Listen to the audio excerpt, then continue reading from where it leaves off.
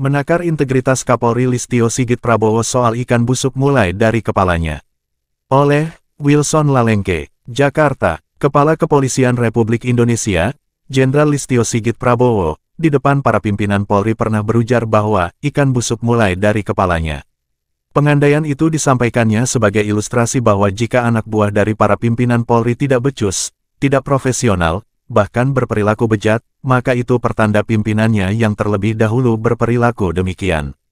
Buruknya perilaku pimpinan menjadi penyebab memburuknya organisasi yang dipimpinnya. Untuk mengatasi agar ikan tidak membusuk seluruh badan, maka kepalanya harus diamputasi, dipotong, dan dibuang.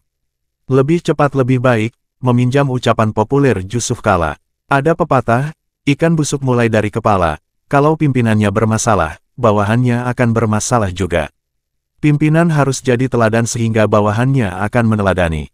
Karena kita tidak mungkin diikuti kalau kita tidak memulai yang baik, kita tidak mungkin menegur kalau tidak jadi teladan, harus mulai dari pemimpin atau diri sendiri, ujar Kapolri LSP waktu itu.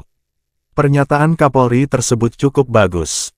Setidaknya, hal itu akan mengingatkan para pimpinan Polri untuk melakukan tugasnya dengan baik, profesional, dan lebih daripada itu mereka juga harus bermoral, berakhlak, dan berkelakuan baik.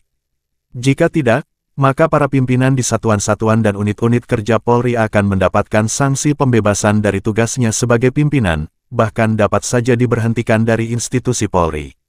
Namun demikian, peribahasa ikan busuk mulai dari kepalanya, sesungguhnya merupakan pedang yang semestinya juga, bahkan lebih, mengarah kepada sang Kapolri sendiri.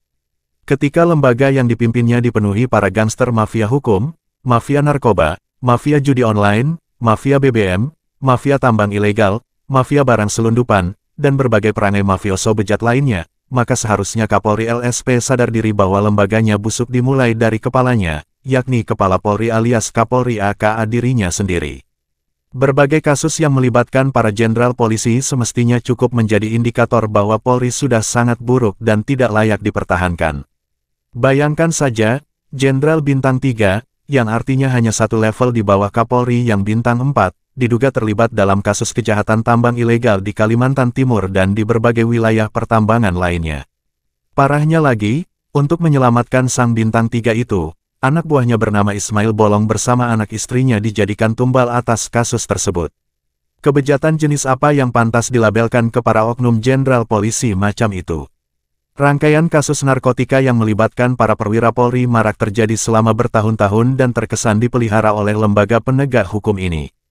Dari data yang mulai terungkap dalam 2-3 tahun terakhir, para orang coklat yang terlibat mafia narkotika mulai dari oknum mantan Kapolri, Kapolda, Kapolres, dan bahkan Kadif Propam.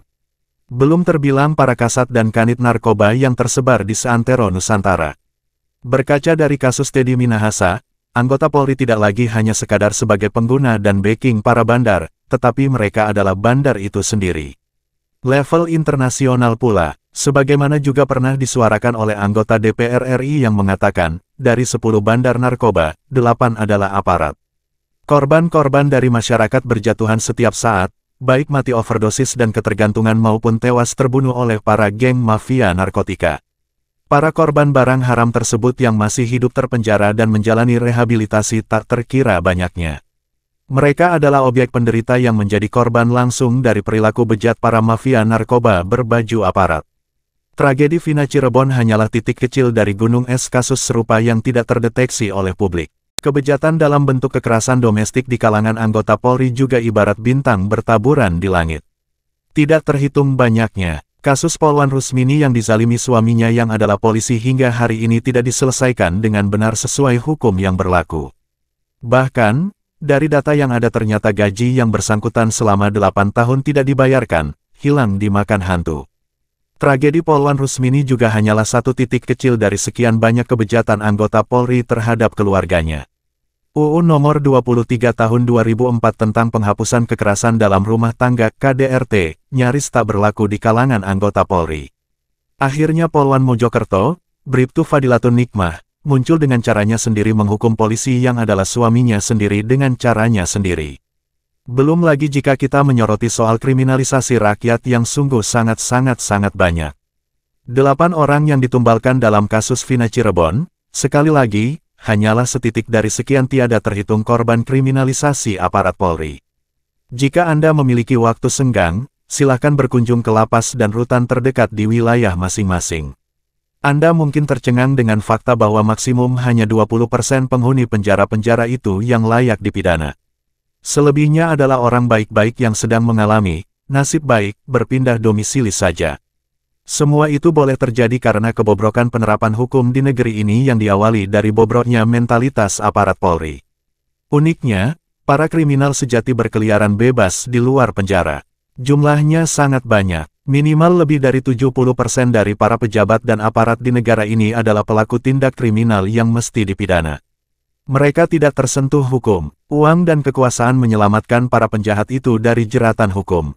Contoh kecil saja, laporan polisi tentang dugaan korupsi dan atau penggelapan dana hibah BUMN yang melibatkan Kementerian BUMN dan para dedengkot koruptor pengurus Pusat Persatuan Wartawan Indonesia (PWI), Henry C.H. Bangun CS, hingga hari ini masih mangkrak di Bareskrim Polri.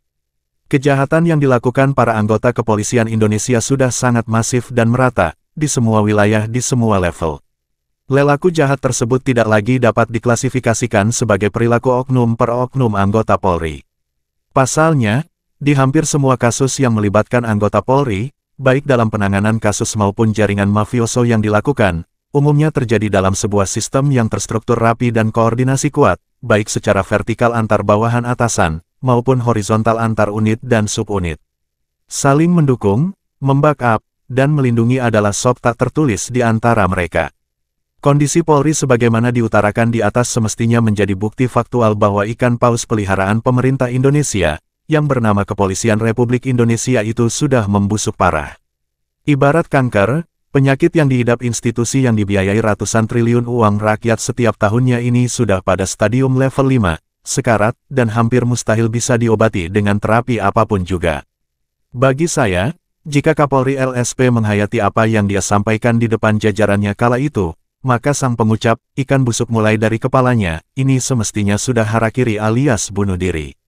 Minimal dia secara genlemen mengakui bahwa dirinya gagal menjadi kepala ikan yang baik, sehat, dan bergizi untuk bangsa ini. Selanjutnya dia meminta maaf kepada rakyat Indonesia dan mengundurkan diri secara terhormat. Tatkala Kapolri LSP tidak mampu melakukannya, berarti integritas sang Jenderal Bintang 4 itu amat rendah. Sebab integritas menuntut seseorang memiliki sifat jujur dan mempunyai prinsip moral yang kuat, konsisten terhadap apa yang diucapkan. Integritas harus menyiratkan bukan saja sifat dapat dipercaya, tapi mesti berada pada level karakter di mana seseorang tidak mampu berbohong terhadap suatu amanah, tanggung jawab, atau janji. Genaplah kata Gus Dur, hanya ada 3 polisi jujur di Indonesia, polisi tidur, patung polisi, dan Jenderal Hoegeng. Penulis adalah alumni PPRA 48 Lemhanas RI tahun 2012, lulusan pasca sarjana bidang studi Global Ethics dari Birmingham University, England, dan bidang studi Applied Ethics dari Konsorsium Utrecht University, The Netherlands, dengan Linköping University, Swedia.